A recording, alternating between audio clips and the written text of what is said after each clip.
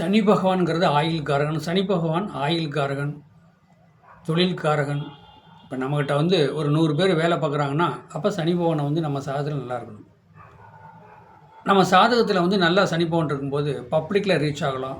நமக்கு நிறைய வருமானம் சம்பாதிக்கக்கூடிய ஆட்கள் நமக்கு வருவாங்க. வந்தாங்கன்னா அவங்களாம் அவங்க வாட்டில் இருப்பாங்க.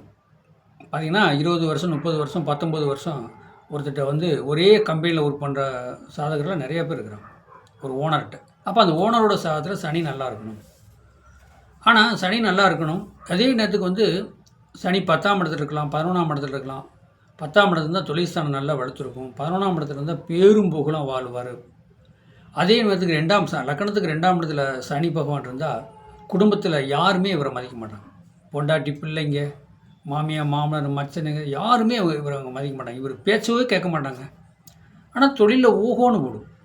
சனி 2ஆம் இடத்துல இருந்தால் தொழில் ஓஹோன்னு ஓடும், நல்ல வருமானம் வரும். வேலை ஆட்கள் பார்த்தா அடிமை தொழில் வேலை ஆட்கள் நிறைய இருப்பாங்க. உங்ககிட்ட 200, 300 பேர் ஒரு கம்பெனியில் ஒர்க் பண்ணியிருப்பாங்க. இவர் தான் ஓனர். ஆனால் வீட்டில் மட்டும் இவரை மதிக்க மாட்டாங்க. ஏங்க, 2ஆம் இடம் வாக்குஸ்தானத்தில் சனி இருக்குது. வீட்டில் இவர் நல்ல வெளியிலலாம் பப்ளிக்கில் நல்லா பேசுவார்.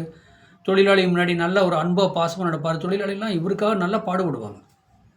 ஆனால் அவ்வளோ சம்பாதிப்பார், இவ்வளோ ரன் பண்ணுற பெரிய ஒரு முக்கியமான ஒரு பொறுப்பில் இருக்கிற மனுஷன் வீட்டில் பிள்ளைங்க பசங்க சுத்தமாக மதிக்காது. மனைவி சுத்தமாக மதிக்க மாட்டாங்க. அம்மா மட்டும் தான் மதிக்கும். புரியுதுங்களா?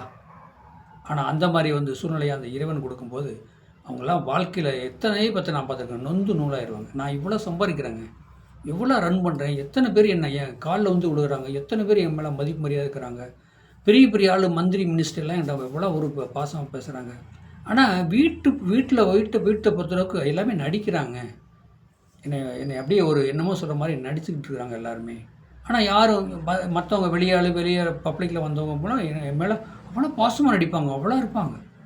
அவங்க எல்லாமே வெளியில் போனோன்னே அப்படியே என்னை ஒரு மாதிரி இச்சிங்கிற மாதிரி பார்ப்பாங்க, வெறுக்கிற மாதிரி பார்ப்பாங்க. என்னங்க இவ்வளோ சம்பாதிக்கிறேன், இவ்வளோ ரன் பண்ணுறேன், ஏன் அப்படின்னு கேட்டால் 2ஆம் இடத்துல சனி இருக்கக்கூடாது. வாக்குஸ்தானத்தில் வந்து சனி இருந்தால் மற்றவங்களுக்கு தான், நீங்கள் பப்ளிக்கில் வந்து நீங்கள் பேரும் போல இருப்பீங்க. ஆனால் உங்கள் குடும்பத்துக்கு நீங்கள் 0 தான். நீங்கள் எவ்வளோ சம்பாரித்து கொடுப்பீங்க. இப்போ வந்து உங்கள் மனைவி ஒரு பட்டுப்புடவை கேட்குது, வாங்கிட்டு வந்து தரீங்க.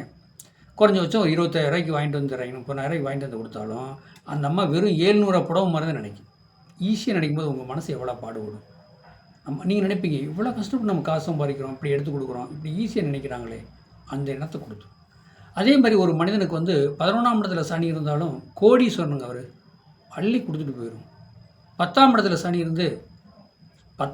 சனி இருந்து குரு சுக்கிரன் பார்த்தா அவர் தான் கோடீஸ்வரன். எழுதி கொடுத்துடலாம், அவ்வளோ ஒரு தெளிவாக இருக்கும்.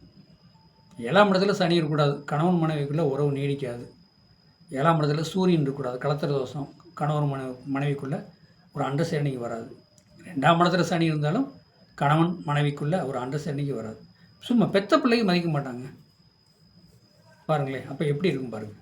ஏன்னா 2ஆம் இடத்துல சனி இருந்தால் 5ஆம் இடம் குழந்தைங்களா, அதுக்கு 12ஆம் இடத்தை வந்து 3ஆம் பார்வையை பார்ப்பார்.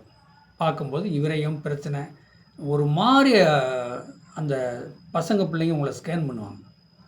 அப்போ பார்க்கும்போது மனசே எவ்வளோ வேதனையாக போயிடும். ஏங்க, இவ்வளோ சம்பாரித்து ஒரு மனிதனாக நம்ம ரன் பண்ணுறோம், நம்ம குழந்தைங்க மனைவிகளாம் நம்மளை ஒரு வீக்காக பார்க்குறாங்க, வீக்காக பேசுகிறாங்க போது எந்த ஒரு மனிதனுக்கும் வந்து என்ன சொல்ல முடியும், அந்த வாழ்க்கையை வெறுக்கிற மாதிரி ஒரு எண்ணத்தை இறைவன் கொடுத்துருவார். அதை நீங்கள் வாங்கி வந்த வரம், யார் எது பேசினாலும் அனுசரித்து நீங்கள் போங்க. உங்கள் கர்மாவை கழிக்கிறதுக்கு பாருங்கள். போன ஜென்ம கர்மாவை நீங்கள் கழிக்க பாருங்கள். வாழ்க வளமுடன். வாழ்த்துக்கள். என்னுடைய சேனலை மற்றவங்களுக்கு ஷேர் பண்ணுங்கள், சப்ஸ்கிரைப் பண்ணுங்கள், பெல் பட்டன் ஆன் பண்ணுங்கள். நன்றி, வணக்கம். என்னுடைய ஃபோன் நம்பர் 95 14 77 10 74 நம்பருக்கு வாட்ஸ்அப்பில் சாதகம் அனுப்புங்க, தெளிவாக பேசப்படும்.